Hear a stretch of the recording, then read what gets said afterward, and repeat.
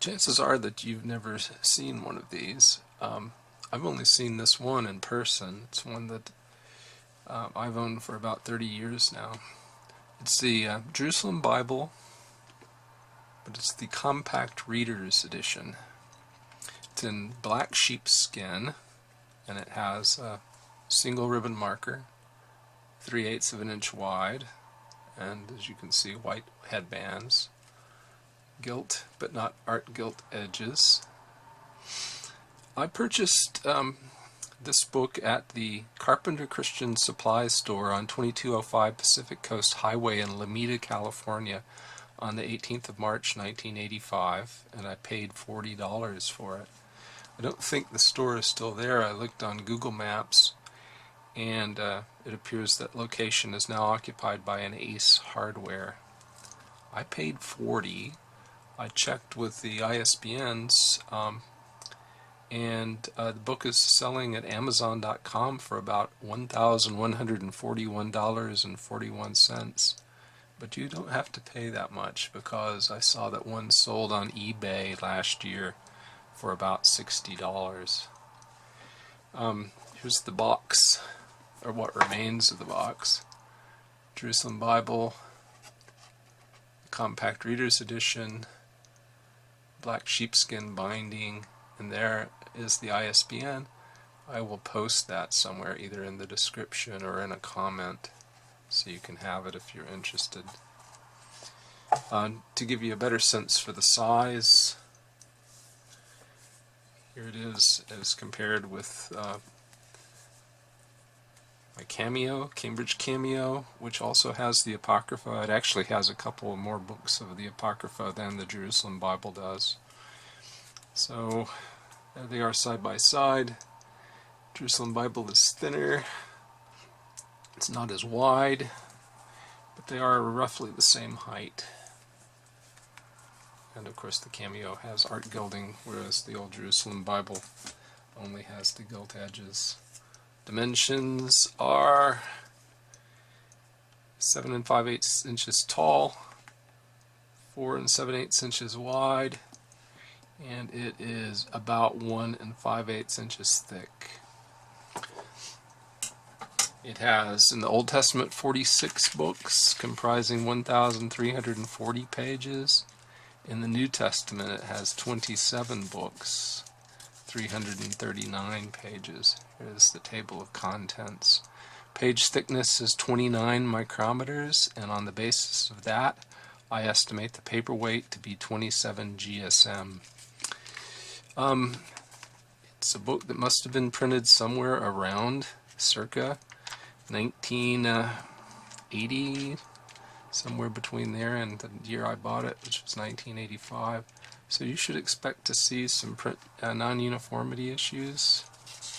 I think this shows it fairly well. Put them next to each other so that you can see.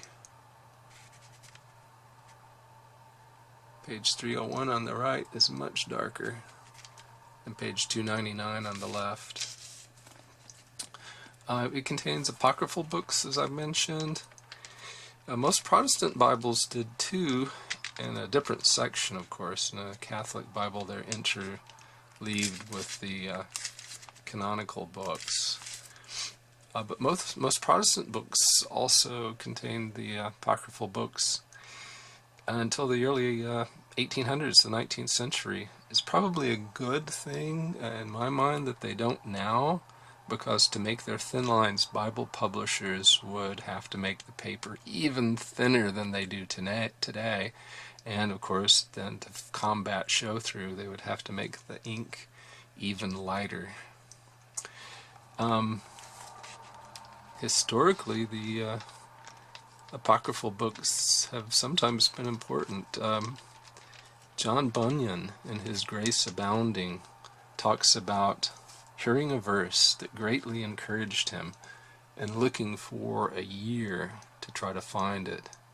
But he looked through his Bible, he couldn't find it. It took him a whole year to, because it's actually here in the book of Ecclesiasticus.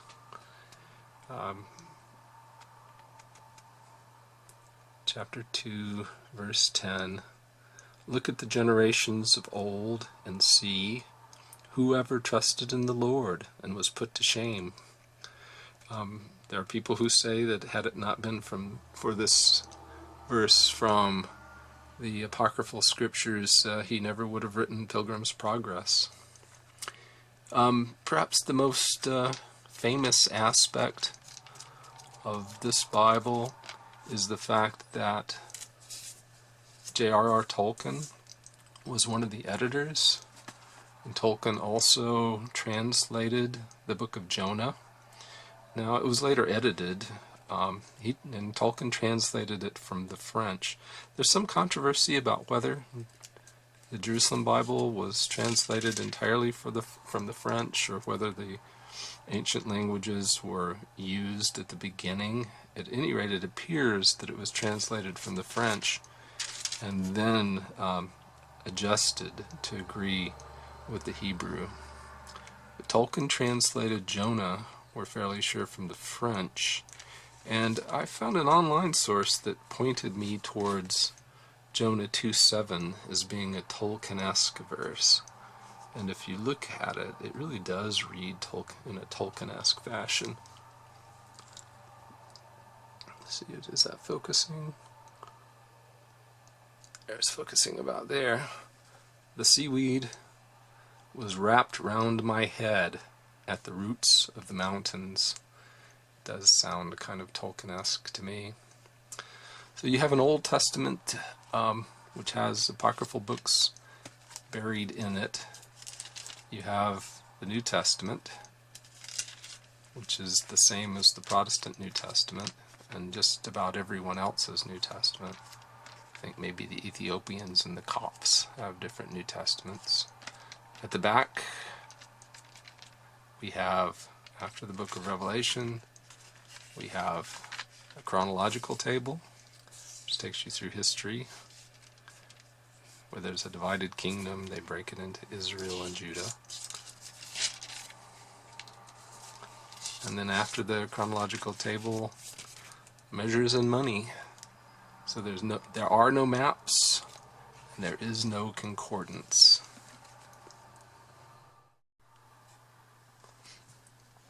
So here we are at the New Testament. You have an introduction to the Synoptic Gospels here at the beginning. Then you come to the book of Matthew. You have the title in all caps, the Gospel according to St. Matthew. Then a Roman numeral 1. So what they've done is they've outlined the book. They have the birth and infancy of Jesus at 1. On the next on the third page, they have the kingdom of heaven proclaimed. And then subsections, so in an outline format. They also have bolded headings to the sections: virginal conception of Jesus, the visit of the Magi, etc. The pages themselves are 182 millimeters top to bottom, 112 millimeters wide. The margins at the top of the page is about 13 millimeters. At the bottom it's only 7. The inner margin from the gutter to the text itself, to the edge, the left justified edge of the text, is 10 millimeters, and the outer margin is 12. These numerals here in the margin indicate the verse. So we'll zoom in, I'll show you that. So you have a dot over here.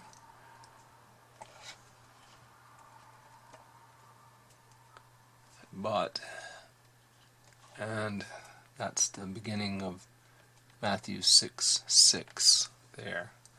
So the little black dots in the text separate the verses. The font is about a 7.5 point Times New Roman equivalent. I compare with Times New Roman when the letters are fairly skinny, and I think 7.5 works pretty well. If you look at the E's, they're very close to the same size at a 7.5 point. There are notes at the bottom of the pages. This is stripped down from the 1966 Jerusalem Bible, which had much larger font and extensive notes at the bottom of the page. So here I've come to Matthew 16, the same famous passage that Catholic apologists like to use to bolster the notion that the Bishop of Rome is a successor of Peter, to whom Christ gave charge over the church. So it's this passage. Jesus said, "Simon, son of Jonah, you're a happy man. God has revealed this to you. You are Peter, and on this rock I will build my church, and the gates of the underworld will never hold out against it." Then if you look over here at the notes, they're actually quite mild and not very polemical. Note B says that Peter was not until now a proper name, that it's the Greek Petros, which represents the Aramaic Kepha. Note C says the gates symbolize the power of the underworld to hold captive. And note D says the keys have become the traditional insignia of Peter. But really nothing of much of a polemical spirit there. I'll just show you the note that has to do with the keys in the original Jerusalem Bible. And it says here that Peter is the controller of the household of God, and the keys symbolize this. In that capacity, he is to exercise the disciplinary power of admitting or excluding those he thinks fit. So, in cutting it down to size to make it a compact reader's edition, they also cut out quite a lot of material that's of apologetic, pro-Catholic nature. Finally, before we break from this section of the video, just want to mention that the columns are about 80 characters wide, so it's fairly wide, fairly large number of characters per column. In that last scene, I introduced this book. I showed it without actually giving it a proper introduction. This is the original, in English, the original Jerusalem Bible, which is a much larger Bible than the later compact reader's edition. The Jerusalem Bible here got its origin from a Bible called Le Bible de Jérusalem, pardon my bad French accent, which was published in French in 1956. The Jerusalem Bible was a translation largely following that into English in 1966. The compact reader's edition, the reader's edition and the compact reader's edition came out in 1968. I just read that there's a newer update of the Jerusalem Bible. In 1985, this update came out. This is called the New Jerusalem Bible. And last month, the New Testament and Psalms of the revised New Jerusalem Bible were published. So as of February 2018, we have a new version of the Jerusalem Bible. Just like many of these, they keep going on and on. Showed you the single column format, and this actually has a long history in Catholic Bibles. You should be seeing on your screen an image of Genesis 1 from a 1635 printing of the Douay-Rheims Bible. And you can see that it's a single column, and there are a lot of notes along the boundary, a lot of notes just as in the Jerusalem Bible. Now that may come as a surprise to you. You might think, well, that's not what the Douay-Rheims Bible looks like. Douay-Rheims Bible looks like this. It looks like the King James Version. It has 2 columns of text. It's in a verse-by-verse format. Well, this is a revision of the original Douay-Rheims Bible. It was revised by a man named Challoner in 1752 to make it look more like the King James Version. Just a brief note before we end this section of the video of the peculiarities of the translation. Just like the American Standard Version uses Jehovah in the Old Testament, the Jerusalem Bible uses Yahweh. His wife heard the sound of Yahweh God walking in the garden in the cool of the day, and they hid from Yahweh God among the trees of the garden. It's a very loose translation. It's about as loose as the New English Bible. A few years ago I did a study of 200 verses chosen at random and compared 14 different Bible translations and scored them in those 200 verses where they took liberties with the Greek. And as you can see, you should be seeing a graphic on your screen. The Jerusalem Bible was the most liberal of them all, the loosest of them all. Okay, we will next we're going to look at a few interesting examples. As the first example, I've taken us to Matthew 11:6 in the Jerusalem Bible, where the American Standard Version has, "And blessed is he whosoever shall find no occasion of stumbling in me." The Jerusalem Bible says, "And happy is the man who does not lose faith in me." There is no mention of faith in that verse in the Greek. Well, now we're in Romans chapter 4 verse 1, and where the Revised Version had, "What then shall we say that Abraham our forefather according to the flesh hath found?" And where the American Standard Version had, "What then shall we say that Abraham our forefather hath found according to the flesh?" The Jerusalem Bible has, "Apply this to Abraham, the ancestor from whom we are all descended." Quite loose.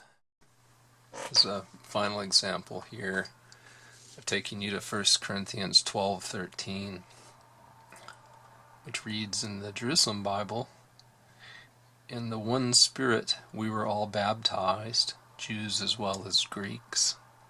The Greek here, of course, I think as you know, says, "In one Spirit we were all baptized into one body." For some unknown reason they omitted "into one body." I've checked and there are, as far as I know, no Greek variants that omit "into one body" there. But the Jerusalem Bible thought fit to do so. So it's, as I said, a quite free translation. So there you have it, an overview of the Jerusalem Bible Compact Reader's Edition in black sheepskin. It's worth somewhere between $60 and $1,140. Has a very nice grain in the sheepskin. I'll let you see that up close. The sheepskin is not particularly soft. It is somewhat firm. You can see that it returns back quite rapidly when you turn it. The liner appears to be a synthetic of some kind. I don't know much about liners. I'm not really sure what it is. But, you can see actually on the back side of this page, you can see an impression of the very cool script JB that's on the front.